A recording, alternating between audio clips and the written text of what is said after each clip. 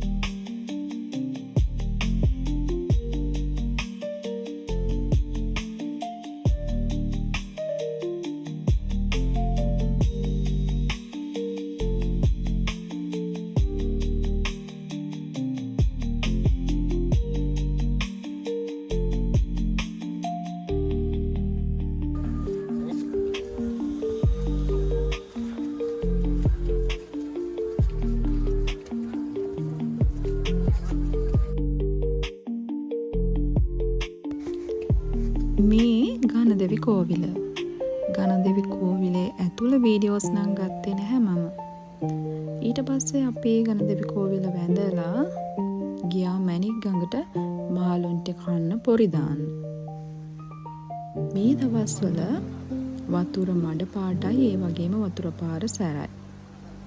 අපි මාළුන්ට පොරි දැම්මට මාළු නම් ගොඩක් එහෙම හිටියෙත් නැහැ. වතුර පාරේ සැරට මාළු ගහගෙන යනවා.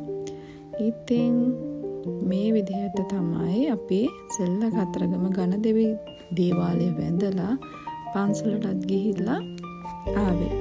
ඊළඟට අපි තවත් යනවා තැනකට. මේ තියෙන්නේ තැන. මේ තමයි කිරින්ද.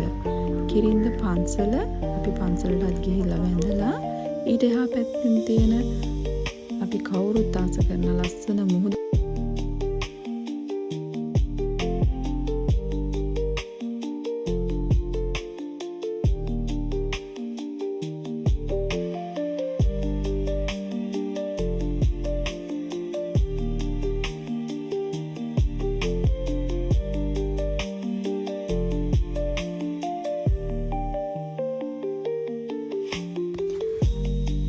මේ කිරින්දි තියෙන මුහුද බලන්න ගියාට අපි මේ වෙරළට බහින්න හොඳ නැහැ. මොකද කියලා මේ හැමතැනම බෝඩ් ගහලා තියෙනවා මේ මුහුද බිලි ගන්නවා කියලා.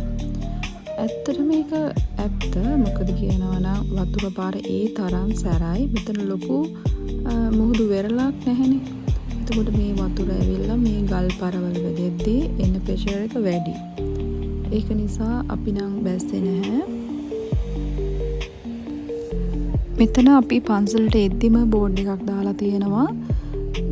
මේ බෝඩ් වල තියෙන දේවල් තේරුම් ගන්න නැතුව මේ වෙරළට ගිහිල්ලා ජීවිතය අහිමි වෙච්ච අයගේ ඒගොල්ලන්ගේ නමයි ගමයි ඔක්කොම සඳහන් කරලා තියෙනවා.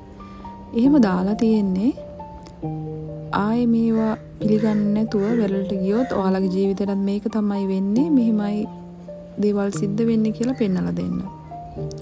ඉතින් අපි නාන්න යනවා නම් තැනක මේ වගේ විදියට අනතුරු අඟවලා තියෙනවා නම් අපි ඒ දේවල් ඒ විදිහට අහන්න පුරුදු වෙන්න ඕනේ.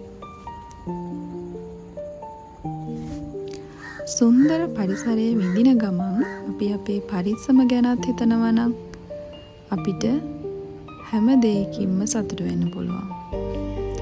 අපි ට්‍රිප් එකක් යද්දී අපේ පරිස්සම ගැනත් හිතලා අනතුරු වලින් වැළකීලා ඒ ගමන අපි ඉවර කරනවා නම් අපිට ඒ ගමනෙන් ඉතුරු වෙන්නේ සුන්දර මතක පිරිච්ච මතක සටහන්.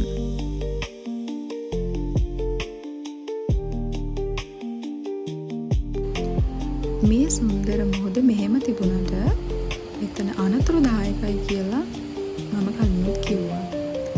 ඉතින් මේ වගේ ඈතින් ඉඳන් මේ වගේ සුන්දරත්වය බලලා අපේ හිත සතුට කරගන්න පුළුවන් අපිට.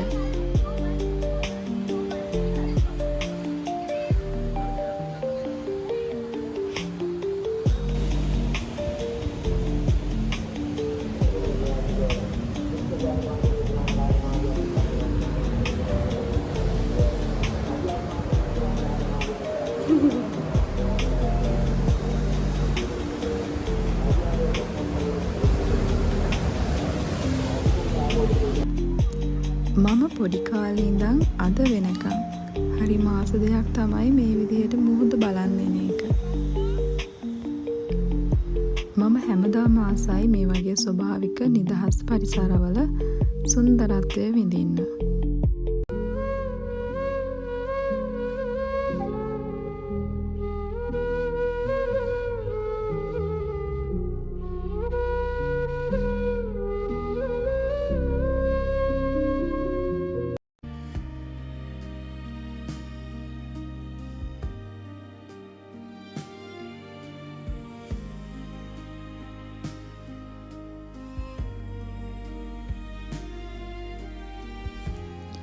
මේ විදිහට කිරින්දෙත් ටික වෙලාවක් ගත කරලා ඊළඟට අපි ආයෙත් ගෙදර එන්න පිටත් වුණා.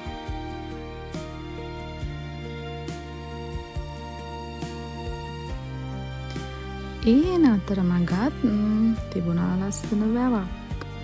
ඒ වැව ළඟට ගිහිල්ලා ඒ වැව දිහා ටික වෙලාවක් බලන් ඉඳලා ඒ සුන්දරත්වයත් විඳලා තව අපේ ට්‍රිප් එකට අලුත් මතක ටිකකුත් එකතු කරගෙන අපි එතනත් පිටත් වෙලා ආවා.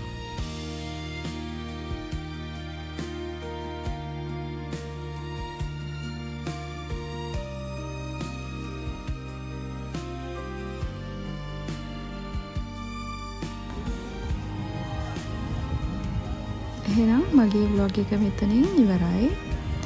මගේ vlog එක බලපු ඔයාලා හැමෝටම ගොඩක් ස්තුතියි. මාත් එක්ක මේ වගේ ලස්සන vlogs බලන්න එකතු වෙන්න කියලා මම ආරාධනා කරනවා. මගේ channel එක subscribe කරන්න. හැම දිනාටම සතුට පිරුණු ජීවිත ලැබේවා කියලා මම ප්‍රාර්ථනා කරනවා.